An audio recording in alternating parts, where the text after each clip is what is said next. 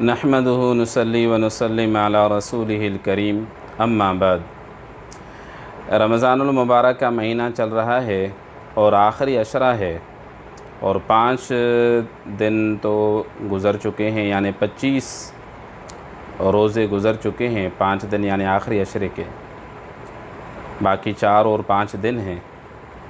इन 4-5 दिनों को हमने कीमती बनाना है। एतिकाफ़ के जो मकासद में से है वो लैलतुल क़द्र की तलाश उसमें। लेकिन आज की नशिस्त में मैं आप हज़रात के सामने उस मसले को रखता हूँ जो उमूमी तौर पर बहुत सारी गलत फ़हमी की बुनियाद में लोग उस पर अमल करते हैं, और बल्कि 2-3 गुज़श्ता दिनों से काफ़ी सवालात भी आ रहे हैं और ये पूछ रहे हैं कि जी वो हमें तरीक़ा बताया जाए कि वो जो क़ज़ाए उम्री के जो 4 रकात नफ़िल है वो हम कैसे पढ़ें। तो इसलिए एक तो आप हज़रात के सामने ये बात वाज़ेह होनी चाहिए कि नमाज जो क़ज़ा होती है वो उसको अदा करने के बग़ैर वो कभी भी माफ़ नहीं होती और अपने ज़िम्मे से साक़ित भी नहीं होती है। अहादीस का मजमुआ भरा पड़ा है। तमाम अहादीस में आप सल्लल्लाहु अलैहि वसल्लम ने नमाज के लिए बहुत सख्त अहकामात फ़रमाए हैं और उस पर पाबंदी और एहतमाम की तालीम इरशाद फरमाई है। और दूसरी बात यह है कि अगर कोई आदमी 10-20 साल तक किसी एक नमाज को छोड़ दे और 10-20 साल के बाद भी अगर उसे याद आ जाए तो 10-20 साल के बाद भी उसे उस नमाज को क़ज़ा करना, उसे अदा करने से ही वो उसके ज़िम्मे से साक़ित होगी। ऐसा बिल्कुल भी नहीं है जिस तरह से बताया जाता है कि जी वो इतनी मरतबा सूरत इखलास पढ़ लो और इतनी मरतबा सूरत क़दर पढ़ लो, इतनी मरतबा सूरत फ़ातिहा पढ़ लो। और 2 तरीक़े बताए जाते हैं कि जी 2 सलाम से 4 रकत पढ़ो या 1 सलाम से 4 रकत पढ़ो और उसको जुम्मा के आखिरी जुम्मा में उसे पढ़ो। रमज़ान के आखिरी अशरे में पढ़ने से साल भर की नमाज़ें जो है वो माफ़ हो जाएंगी, जो भी क़ज़ा हुई हैं। ये बिल्कुल भी नहीं है।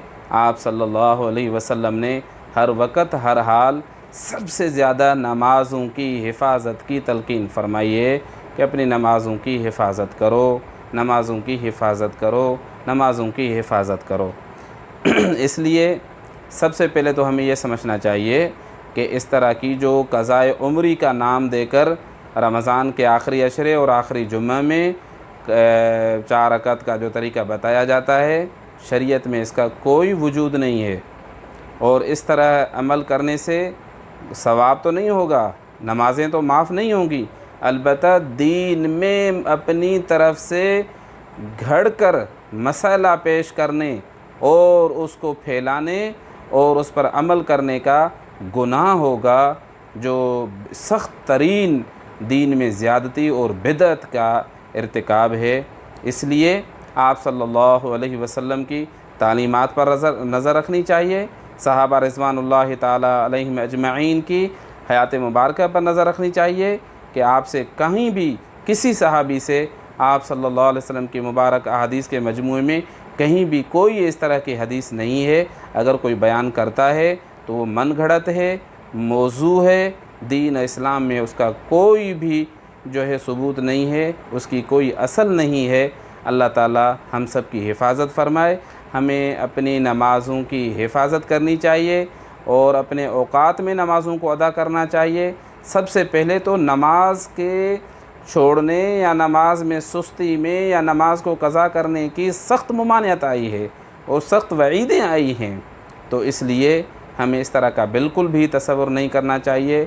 और इस तरह का जिन्होंने मसला बनाया है या जो लोग इस तरह के 4 रकात रमज़ान के आखिरी जुम्मे या आशरे में पढ़ने की तलक़ीन करते हैं या बताते हैं, या फिर इसके हवाले से जमातों का एहतमाम बस जगहों पर भी सुनने में आया कि लोग करते हैं, तो ये बिल्कुल भी गलत है। बल्कि ये तो ऐसा है कि आप लोगों को जरी बनाते हो गुनाह पर कि नमाज़ें तर्क कर दो, पूरा साल न पढ़ो, कोई मसला नहीं, और रमज़ान के आखिरी अशरे और या आखिरी जुम्मे में आपने 4 रकात पढ़ ली तो आपकी पूरी वो नमाज़ें कज़ा जो है वो आपके ज़िम्मे से साक़ित हो गई, तो ये तो एक नमाज़ें छोड़ने पर किसी को हिम्मत दिलाने के मुतरादिफ़ है, लिहाजा इसका शरअन कोई भी असल और सबूत नहीं है। अल्लाह ताला हम सब की हिफाजत फ़रमाए और अल्लाह ताला हमें दीन सीख कर और समझ कर और उलमा और अकाबरीन से पूछ कर हमें ज़िंदगी गुजारने की तौफ़ीक़ अता फ़रमाए। व आखिर दावाना अल्हम्दुलिल्लाहि रब्बिल आलमीन।